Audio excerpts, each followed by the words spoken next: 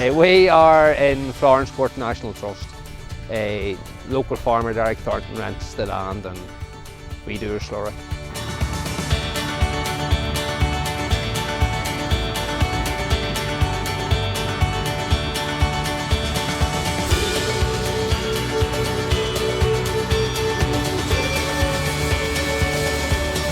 Barry, 4 years ago since we filmed Green Fever with you, what's all changed since then? What are you doing now? What's happening? Much the same as before. A few machines updated. We changed our slurry tankers. We got rid of 4 smaller ones, bought 2 bigger ones. Just the way farming's changing, bigger capacity, more efficient. That's it. When you say bigger, what are we talking? A 4,000 gallon and 4.5. We had a 4,000. She was 9 seasons done, and she's gone up due for a change. We changed a 4, a 3, a 2 and a 2.5 for a 4 and a 4.5. We kept the 2,500 gallon we did have. She's on real good tyres for field work. Well, tell us, Barry, like when we were here in 2011 when we were filming, it sticks out in my mind the wet conditions, the terrible, you know, for Mana, but you talked about it's hard. It wasn't. You talked about County Down being the Garden of Eden, yet and withal, you're working with 4,000, 4,500 gallon tankers. I take it they can't go on the fields, or? Mainly them tankers are drawn in the road. Like, bulk of their work is springtime, emptying tanks out after the winter, on the grass. Oh, everything's nearly piped. Because of the sheer capacity and the efficiency of the large tankers, farmers putting out their own slurry it's not becoming a thing of the past, but it's becoming a lot rarer.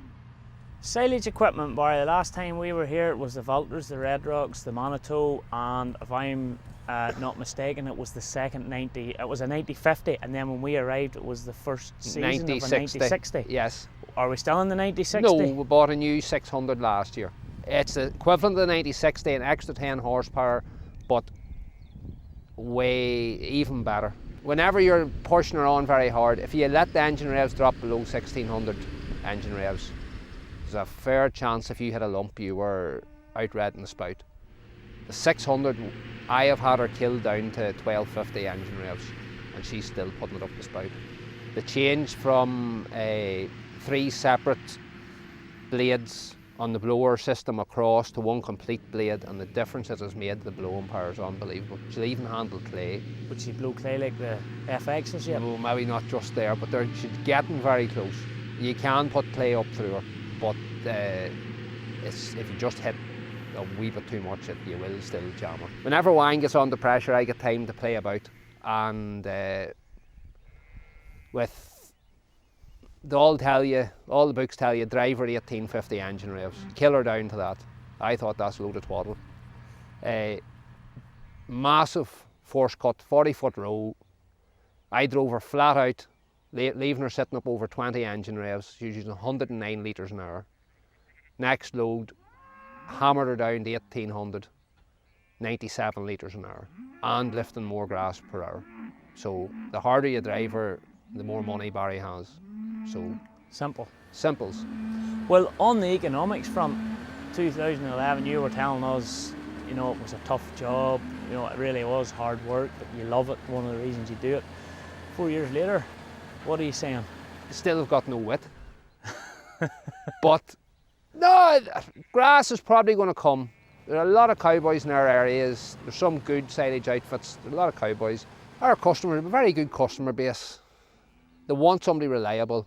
I get a few pound extra, do a good job, they're happy enough.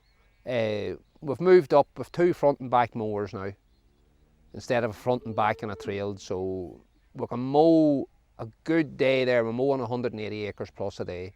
We're only lifting 120 to 140, so we've good mowing capacity. We can do a bit for the baler as well.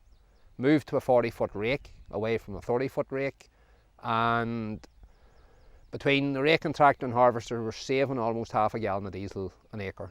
We had this argument, you and I argued for ages over the JCB. But you had to admit that well, you never admitted on camera, but the 434 is the only one with a similar power to weight ratio as a Manitou. But a 416 is still a lot easier to handle. Do a lot more work. Slower in and out. Wang's still not convinced and I'm not convinced. What's your newest Valtras on the fleet? The newest Valtra 153 bought at the end of last year, and in 2013 we bought a 213. She any good? I bought it for one of the other fellas to drive, and I drove her the first couple of days. For the first week I drove her, just work we were doing, and that was the tractor I was. And to be honest, I'm still driving her. If reliability is as good as it has been so far, possibly the best Valtra I've ever bought. You'll be hoping that whoever that fella is isn't watching this. Ah well, they don't know. I hadn't just said that. But you have now. well, you need to treat yourself. I have to say it's probably one of the best Valtras I've ever bought. How's the T-Series shaping up in your opinion, or what do you think? There might never be a 50 Series. 50 Series, bulletproof. However, my machinery, as you've seen, my machinery has moved on. Tankers have got bigger, trailers have got bigger. We moved away from power harrows to a large cultivator, a large disc cultivator. It's 3.5 ton. 50 Series linkage just wouldn't even handle it. The tractors, the 8750, I changed her. It's often regretted it. I'd love to have kept it, but business is business. 8750, 15,800 hours when she left here, and going perfect. The guy that bought her has been in contact with me a few times. He just loves her. He's a New Holland man, and he just can't believe what a Valtra with 16,000 hours can do. And would regret that a wee bit, but I got me 213s, was happy enough. It was good enough swaps. But machinery's just moving on, weather's moving. You get these weather events, you get a wet spell of 2 or 3 weeks, and then you get 2 or 3 weeks dry, and it's just, everything has to be done at the one time. And that's with changed machines, rather than 3 metre power harrows, running 5 metre horse discs. Savage yokes to pull, but great machine to do work. The Fusion baler, well, wasn't that old whenever we were last with you, if I remember correctly? There was about 20,000 bales on her when we got her, when you were here the last time, and gave no real bother. Very, very happy with it. And is the baling, have you seen an increase in the baling? Well, we would be swamped with balers in our area. There could be 7 or 8 balers within 3-4 miles.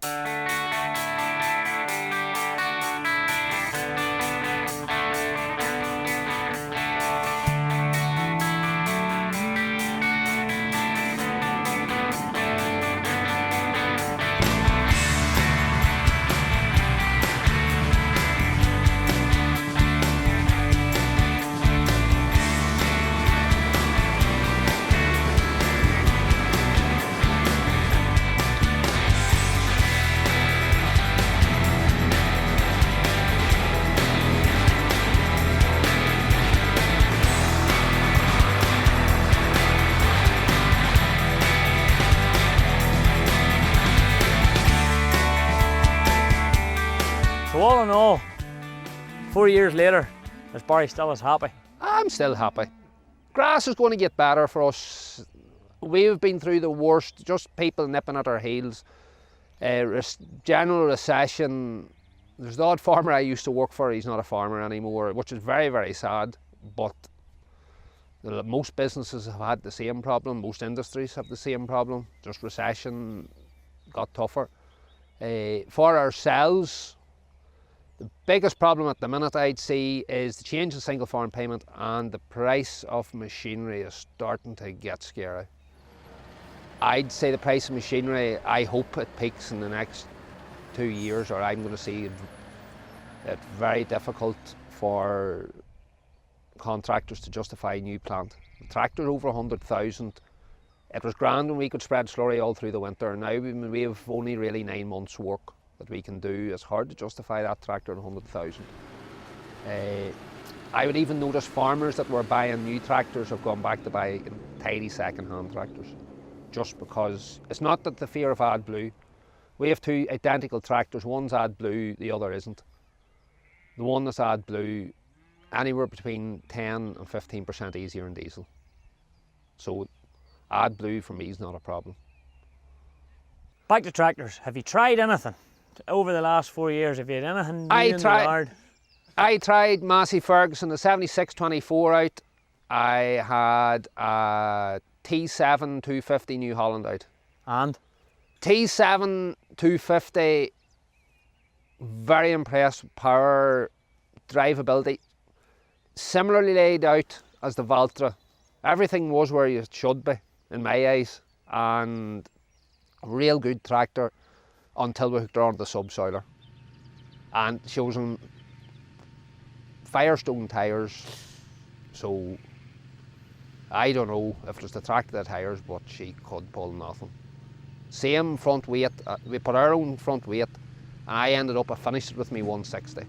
My 160 could pull grip better, but it could have been the Firestone tyres now, to be fair. I had a 7624 Massey out, and Sisu engine, big plus, but whatever Massey has done with the ECU, it's not a Valtra. It should be a Valtra, but it's not. And so you look at Agco then, we're assuming the New Holland's no good, so you look at Agco and you look at Massey, you look at Fint, and you look at now Valtra stuck in the middle of this pot. Yep. Which is the premium tractor in your eyes? And I know you're a Valtra man, but well, if you want all the whistles and bells, if money's no object, and you're changing your tractor before 5,000 hours. Why 5,000 hours? Because a Fendt transmission goes about 6 to 7, allegedly. That's not very good. No, it's not. Is it the same? What transmission goes into the very old Valtra? No, Valtra have their own transmission, their own very old transmission. Is it better than Fendt? It's not out long enough for me to say that. Right. I'm not big into Vario. I like me buttons. Well, where does Valtra range in the Agco pot? If you're saying Fendt's at the top, is it? Fendt is a niche market. Well, it was a niche market. Fendt, if you want big horsepower, if you want big reliable horsepower, you go John Deere, you go Fendt. You just look at the sales over in England. Big John Deere's, big Fendts, or go Tracks.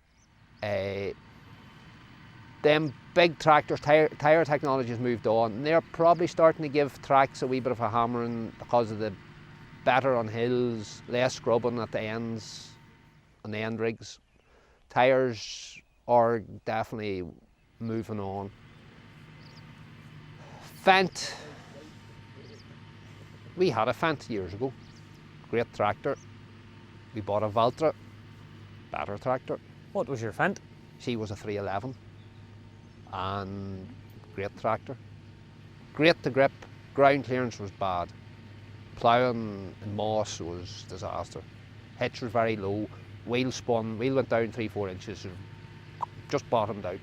Ground clearance on the Valtra would be a lot higher. Valtras aren't perfect, the T's aren't as good as them 50s were. The T's is probably as good as the average of other tractors left there at the minute. And the new ones? T4 is possibly going to be the way forward. Where does she fit in price-wise beside the other two? I don't know. I haven't been brave enough to price a T4 yet. I'll let them sit for a year, see how they do. But the word on the street is they are going to be the tractor to beat.